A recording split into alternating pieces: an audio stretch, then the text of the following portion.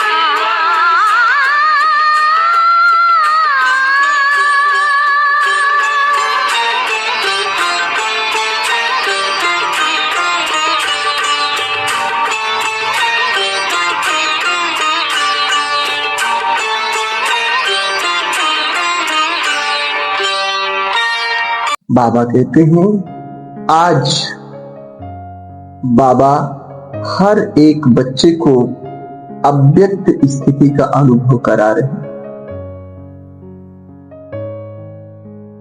बाबा कहते हैं निराकारी अवस्था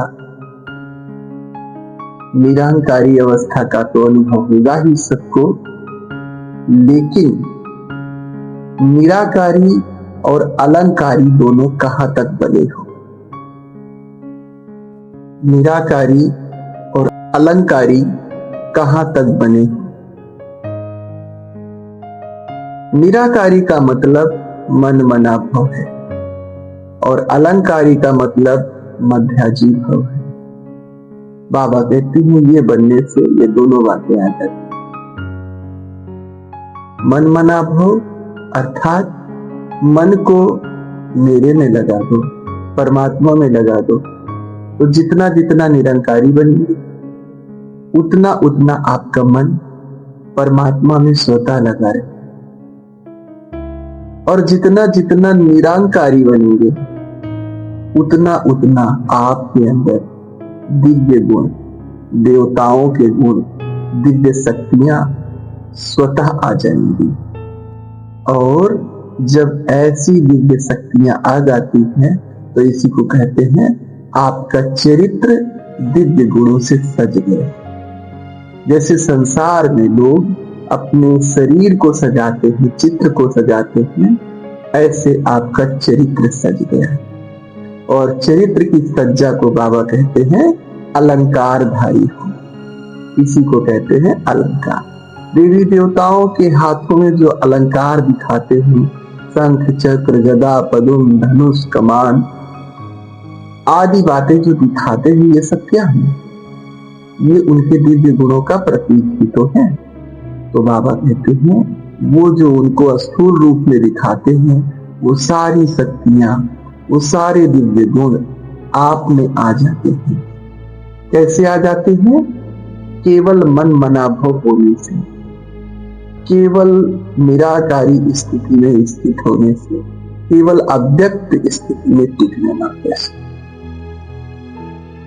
तो बाबा कहते हैं जो निराकारी बनता है वो अलंकारधारी अपने आप हो जाते हैं। और बाबा इसमें कहते हैं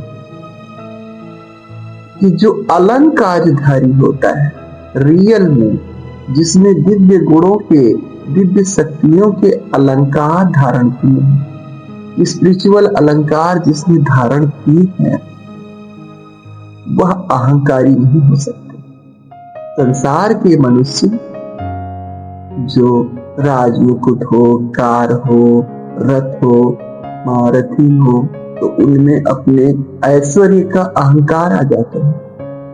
लेकिन जो आध्यात्मिक अलंकार धारण करते हैं वे अहंकारी नहीं हो सकते। बाबा कहते हैं अहंकार अलंकारहीन बना देता है। इसलिए बाबा हम बच्चों को ऐसे रूप से अलंकृत करते हैं, दिव्य गुणों से अलंकृत करते हैं कि अहंकार हमारे अंदर दूर दूर तक नहीं आता। बाबा कहते हैं स्वस्थिति अर्थात मास्टर सर्वशक्तिमान। स्वस्थिति से आप सर्वशक्तिमान बन जाते हैं और स्वस्थिति से सर्व परिस्थितियों पर विजय प्राप्त कर लेते हैं। तो केवल और केवल अभ्यास करना है। स्व माना आत्मा। यहाँ स्व का अर्थ बाबा आत्मा से लेते हैं। आत्म स्थिति के द्वारा सब कुछ हो सकता है, इसलिए अपने को आत्म स्थिति में टिकाना है। स्व स्थिति से प्राप्ति क्या होती है इस मुरली में बताते हैं बाबा। स्व स्थिति से सर्व माया और सर्व परिस्थितियों का सामना कर लेते हैं। स्व स्थिति से भाव और स्वभाव से परे हो जाते हैं। भाव स्वभाव की बातें समाप्त हो जाती है ना। बाबा कहते हैं जो स्व स्थिति वाली आत्मा होती है वो स्व भाव अर्थात स्व माना आत्मा के भाव में टिक जाती है और सर्व में भी स्व को देखती है, सर्व में भी आत्मा को ही देखती है। तो जब आत्मा में स्वयं टिके हैं और दूसरों को भी आत्मा के रूप में देख रहे हो तो पर भाव में आ नहीं सकते। पर भाव माने पराया, देह या संसार या माया, उसके भाव में आप आ नहीं सकते। तो स्व स्थिति से दूसरा लाभ क्या होता है? बाबा कहते हैं भाव स्वभाव से परे हो जाती हो। फिर स्व स्थिति से इच्छा मात्रम अविद्या हो जाती है। जितना जितना अंदर स्व स्थिति बढ़ती है उतना उतना हमारे अंदर संपन्नता आ जाती है, आंतरिक संपन्नता। एक बार बात हुई थी ना कि जो व्यक्ति आंतरिक ज्ञान गुण शक्तियों से संपन्न होता है वो उतना ही संतुष्ट हो जाता है, वो उतना ही अपने को भरपूर महसूस करता है। जब अंदर से हम भरपूर हैं तो बाहर इच्छा मात्रम अविद्या हो जाती है। वर्तमान समय में यही दिक्कत है, आदमी बाहर की भौतिक साधनों से भरपूर होना चाहता है। स्व स्थिति से जो चौथा लाभ है वो ये है कि व्यक्ति सर्व कामनाओं से मुक्त हो जाता है। उसके अंदर कोई कामना नहीं रह जाती। सर्व कामनाओं से मुक्त होना, इच्छा मात्रम अविद्या होना, ये ब्राह्मण जीवन के पुरुषार्थ की अंतिम स्टेज है। ये संपूर्णता की निशानी है कि व्यक्ति संपूर्णता के करीब पहुंचे। बाबा कहते हैं जितना जितना कामनाओं का त्याग करेंगे उतना उतना सामना करने की शक्ति आएगी।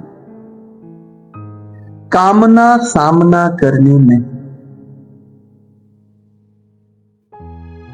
इस बात पे चिंतन करना, कामना अंदर कोई है इच्छा तो वो सामना करने कैसे नहीं देती। और कामना की सामना वही कर सकेगा जो ये समझेगा यही हमारी अंतिम घड़ी है। जैसे कि आप जब कहीं भाषण देने उतरते हैं, आप कोई भी कार्य में उतरते हैं, अंतिम चीज होता है उसको हर व्यक्ति अपने जीवन के अंत को प्रभावी बनाना चाहता है। तो अगर आप ये समझोगे कि हर क्षण मेरा अंतिम क्षण है, तब आप समझौता नहीं करोगे और सोचोगे जिंदगी तो बड़ी लंबी है, हमें समझौता कर लेना चाहिए, तो कर लोगे। अंतिम क्षण मानोगे तो आप समझौता नहीं करोगे। अपने आत्मा के विरुद्ध, अंदर जो अंदर से बोल रही है आत्मा, उसके विरुद्ध आप कभी नहीं जाओ। सामना तभी कर सकोगे जब अंदर से कामना नहीं होगी। या तो बाहर की चीज पालो तो अंदर से समझौता कर लो। आज जितने भी बड़े बड़े घूम रहे हैं, जैसे भी जो बहुत समझौता कर लिए हैं लोग अपने जीवन, बहुत समझौता। जितना समझौता है उतना बाहरी चकाचौंध है दुनिया में, लेकिन अंदर से उतने ही खाली हैं। इसलिए सब के सब असंतुष्ट है, परेशान है। तो इसलिए हम बाहरी प्राप्ति के लिए अपने आंतरिक जो मध्यस्थता है उसके विरुद्ध नहीं जा सकते। ये हमें तो बाबा कहते हैं ये जो कामना है स्थूल चीजों की, वो आपको सामना करने नहीं देती। और अगर आपको सामना करना है तो आत्म स्थिति में टिकना होगा और हर घड़ी को अपना अंतिम क्षण समझना होगा। ऐसे बाबा कहते हैं। बाबा कहते हैं जो सर्व आत्माओं के कल्याणकारी हैं वही विश्व के राज्य अधिकारी बनते हैं। राज्य पद पाना है, राज्य का अधिकारी बनना है, तो केवल स्व कल्याण नहीं करो, बल्कि आपने संसार की कितनी आत्माओं का कल्याण किया। जो सर्व के कल्याणकारी हैं वो विश्व राज्य अधिकारी बनते हैं। और जो विश्व राज्य अधिकारी होंगे, जो सर्व के कल्याणकारी होंगे, वे क्या अपना कल्याण नहीं कर सकेंगे? उनका कल्याण तो स्वतः हो ही जाएगा। फिर बाबा कहते हैं मास्टर सर्वशक्तिमान कभी हार नहीं खा सकते।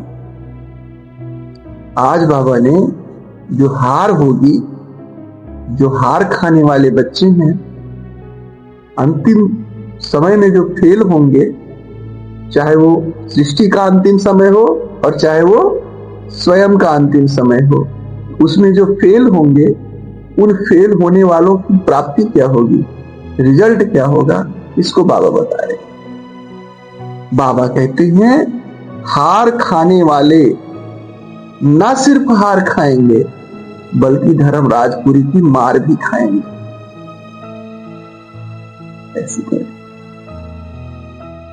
यहां हार होगी और वहां आपको मार पड़ेगी।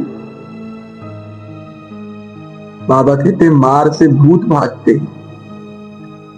इसलिए अगर हार से पहले मार को देखो, अगर आप ये युक्ति अपनाओगे कि हार जहां दिखाई दे वहां मार याद आ जाए धर्मराजपुरी का, तो जो माया के भूत है ना, परिस्थिति के भूत है ना, वो भाग जाएंगे। उनको आपके अंदर भगाने की क्षमता आ जाएगी।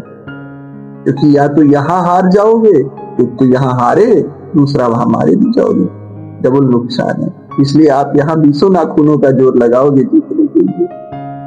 तो बाबा कहते हैं पहला, जो हार खाते हैं वे धर्मराज की मार भी खाते। दूसरा, जो हार खाते हैं, जो बार बार हार खाते हैं, वे सतयुग में, त्रेता में ऊंच पद तो पा नहीं सकेंगे। तो वे जो सतयुग त्रेता के देवी और देवताएं होंगे, उनके हार बनाने वाले बने। कोई प्रजा का पद पाएंगे, जो क्या करेंगे, हार बनाएंगे वहां पे। कि आज महाराजा के लिए हार मैं बना के लाया, माली बनेंगे। और द्वापर से उनका क्या हाल होगा? द्वापर से फिर उन देवी देवताओं की जब मूर्तियां बनेंगी, तो जैसे यहां बार बार हारे हैं, वैसे वहां बार बार उन मूर्तियों पर हार पहनाने वाले बने। ऐसे बाबा कह रहे हैं। तो अब सोचो, हारना है या जीतना है? हार तो मार, हार तो माला पहनाने वाली, हार तो हार पहनाने वाली। बाबा कहते हैं इसलिए हार नहीं खाना। अब जीतने की प्रतिज्ञा करो, प्रयत्न नहीं। प्रयत्न माना प्रयास, प्रयास नहीं, प्रतिज्ञा करो। प्रतिज्ञा में दृढ़ता हो। परमात्मा पे पूरा पूरा बलिहार जाओ। ये नहीं सोचो अंत में बलिहार जाएगी। अगर अभी से पूरा पूरा बलि चढ़ोगे तो आपका सर्वशक्तिमान पूरा पूरा आपका साथी हो जाएगा और आपकी कभी हार नहीं होगी। अच्छा, ओम शांति।